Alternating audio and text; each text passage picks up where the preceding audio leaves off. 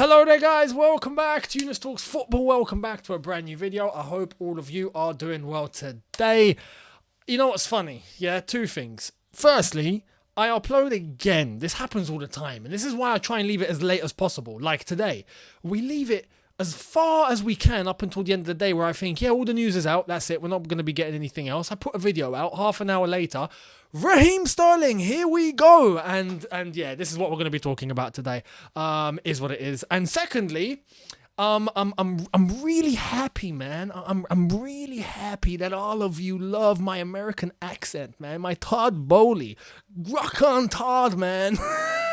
I feel like every time I do that, I feel like a 19-year-old college, university, like frat student, you know? I'm just like, yeah, man, let's go. Oh, man. But yeah, you're very welcome for the impression. For those that don't know what I'm talking about, check out yesterday's video. That will explain everything. Let's get right into it. Todd Bowley impressions will be coming up more because the guy has already made himself more public than Roman Abramovich done in 20 years. So we're definitely going to be hearing a lot more from Todd. That's for sure. Season hasn't even started and we've seen more of him than we did Roman. So anyway, can he run a football club like Roman though? That's something that we have to wait and see. So yeah, Todd Bowley, the bar is high. The bar is high. But good start so far. Sterling is done. So there we are. Look, I told you guys you didn't need to worry. You didn't need to worry. It's all good. Things were happening. We needed to change the board because that seemed like was inevitable. It was going to happen. And most importantly, we had to get the Lukaku situation sorted. After that was done, it was game, set and match. Get the ball rolling and let's go. And it's exactly what we've done. Let's go straight into what Fabrizio Romano's had to say. Raheem Sterling. It is. Raheem Sterling to Chelsea. Here we go. I've been waiting to say those words. Just to let you know, I've been waiting to say those words. Here we go. Finally, at Chelsea, here we go. Wow. Took how long? Anyway. Final approval arrived from Man City. £45 million fee plus £10 million add-ons. Personal terms agreed days ago. It was never an issue. It's done. Contract until 2027 plus option for further year. Tuchel already had direct conversation with him. I just want to stress this, by the way. I really, really have to. He signed for 5 years with an option of one more. I have to say, Sterling, the footballer, and what he can produce on the pitch is one thing, yeah? And I still have a few doubts, I'll be honest. You know, a few of you remember my stance on Sterling when we first got linked with him.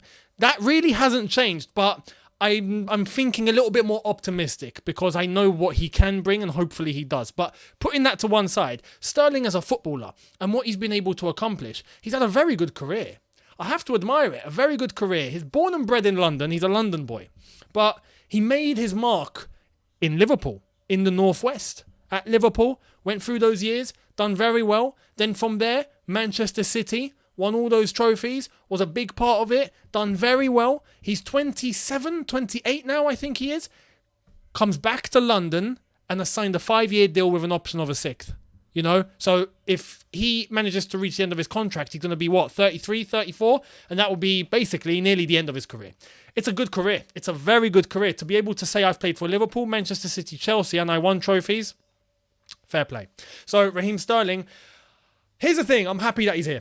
Overall, I'm getting good vibes, right? I'm, as I've said, I'm trying to think more optimistic. I've still got my doubts as to how is he going to play. I don't want him to be as clumsy as he's been at times, you know, where he takes too long on the ball, he makes the wrong pass, he takes the wrong shot, chooses the wrong option. But at the same time, I feel like his directness, his speed, his agility, his risk-taking ability, his confidence in being able to take on players one-on-one and get himself into the box, link up, assist, and also score goals, brings more to what our front line has done over the last 2 seasons, let alone last season, if we're being completely real. Yes, we won the Champions League in a certain way, but if we're talking about what our attack contributes, right, it's not good. In terms of numbers, in terms of output, it's not good. I think Sterling adds to that. But I just hope that he finds his feet. I hope Tuchel's able to get the best out of him. He's coming with a very important attribute which makes me feel a little bit more confident. The man has played for Manchester City where the tempo is so high, the football is so quick, the risk-taking is there. You have to impose yourself. He's around winners. Pep Guardiola, the style of football he's had to train under, the high intensity and high urgency that he's had to play and train under is exactly what Tuchel needs. It's exactly, he's going to fit like a glove in terms of how Tuchel wants us to play. So I'm looking forward to it. I'm going to give this one a chance. Let's wait and see how this turns out. And I wish Raheem Sterling the best. And I'm genuinely happy for him that he's back in London. He's near his family again after all this time. And the success he's bringing, hopefully he brings a mentality with him and he's able to help the players around him. So fingers crossed we do that. More news on Raheem Sterling. Let's get right into it from Fabrizio Romano earlier today. Raheem Sterling will undergo medical tests today afternoon in London as a new Chelsea player. Been told it will take place in a few hours. Sterling will sign a contract until June 2027 with an option for a further year with CFC. Honestly, fair play. And I think now after this gets announced, because he's in London, they'll do an announcement, they'll do the pictures, they'll do everything. And then at that point, he'll fly off to the United States and he'll join up the rest of the squad for pre-season. So he will be there. And it's funny that we're going to get a Chelsea versus Arsenal pre-season game with Sterling versus Gabriel Jesus. I never thought I'd say that. I never thought I'd say that. So there it is. Sterling is a Chelsea man. Can't wait for the official announcement to come out from Chelsea Football Club. And yeah, I've seen quite a few Man City fans are actually sad to see him go. Much like Nathan Ake too, but Sterling a lot more because of what he's contributed to Manchester City. But he leaves on good terms. And you can tell he's not a player that causes a fuss. He's not a player that, is about ego or anything like that. Maybe on the pitch a little bit, but sometimes you need it. Sometimes it lets him down, but that's on the ball. As a person and his character, seems like a very, very nice lad who's going to fit right into the squad and he's going to bring a good vibe. So good luck, Raheem Sterling. Great to have you. Now, let's get back to Raphinha. Yeah, because I've seen something and I have to share this with you. Because if this backfires, yeah, this is going to be the biggest backfire in the history of Spanish media. Yeah? I got one example from yesterday and I laughed. I was under the impression that Gareth Bale couldn't speak Spanish. Why? Because the entirety of the Spanish media were throwing bombs at him, going, you don't care, you don't give a damn about Madrid, you only are here for the money, you're not here to play for the badge, you can't even speak Spanish, you can't even be bothered to learn the language. This, that and the other. We heard that up until the very end of his time at Real Madrid. He gets unveiled at LAFC, because he's now playing at LAFC, not LA Galaxy, LAFC. And his first message to the fans, to the people, to the public as an LAFC player. Now, Los Angeles has a very high Latino community. Yeah? So he decided to do that message in Spanish. And it was fluent Spanish. And he proved that he can speak Spanish. It was the biggest slap in the face to the Spanish media. So I bore that in mind, right? I had that in my mind as I was reading the Raphinha news, because we are getting two different sides of a coin here, and I don't know what coin to believe, what side of the coin to believe. It's crazy. Let's get into it. Let me show you who's saying what, and then you guys can analyze it for yourselves. Let's start off with Gerard Romero. Seems to be the #1 Barcelona journalist in the world right now. Seems to be the guy that's giving you all the information from Barcelona. And he's the one that was saying it's 96% done. It's 98% done. It's 99.9999 ABC times XYZ algebra FC. Yeah?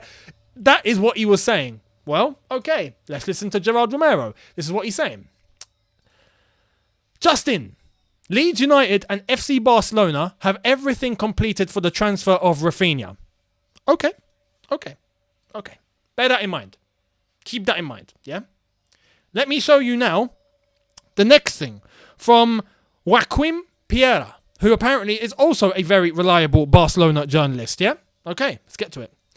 Raphinha to FC Barcelona could be made official in the next few hours for 55 million euros plus variables. The player is incredibly happy right now, despite having to reduce his salary considerably to join. This is laughable. This one I laughed at. This one got me. This one is where I was screaming and I thought, oh, I'm going to wake up the neighbours, right, if they're taking a nap. Because, let me get this straight.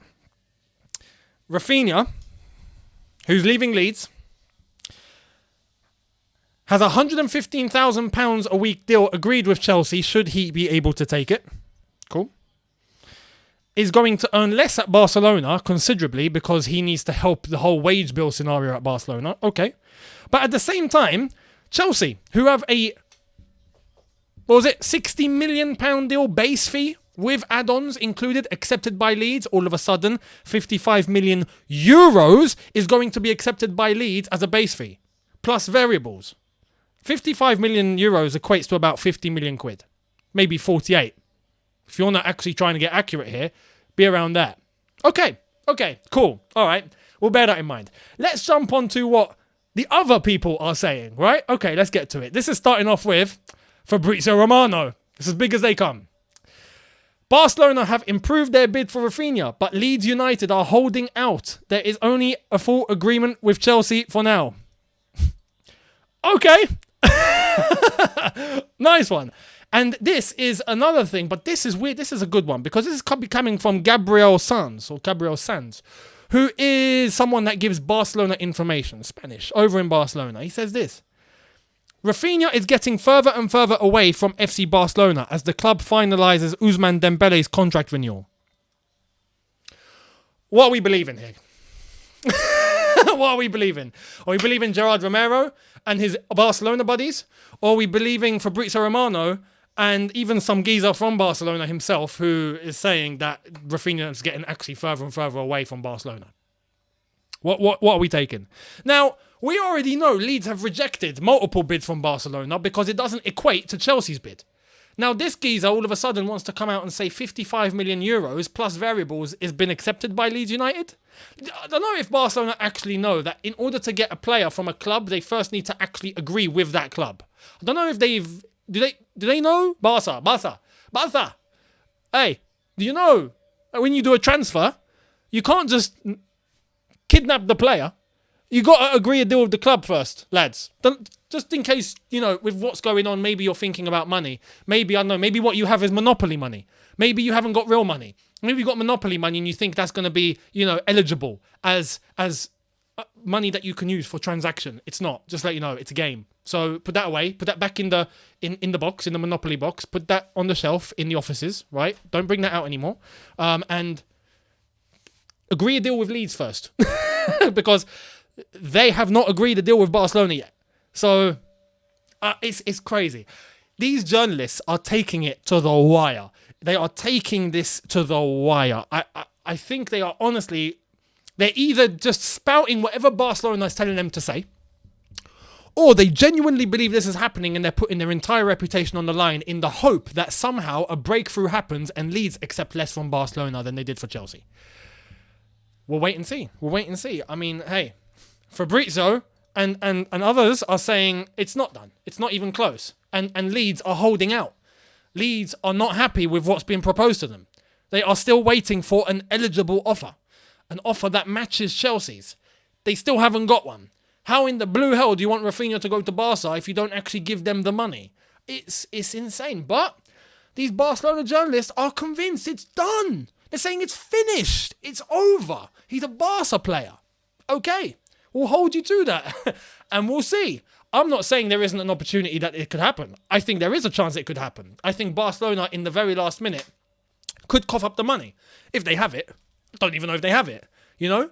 Maybe they're waiting for the next economic lever. But the next economic lever triggers at the end of the month. Do you think Leeds are going to wait until the end of the month? I don't think they will. Even Deco and Raphinha themselves apparently have given Barcelona a deadline, as I reported yesterday. So we'll wait and see. I'm looking at this one from a distance, and I'm just waiting for the explosion at Barcelona. To all the journalists and whatnot. If everything that they say goes up in smoke, they are finished. They are finished. To quote the great Lee Gunner, Wahali, they are finished.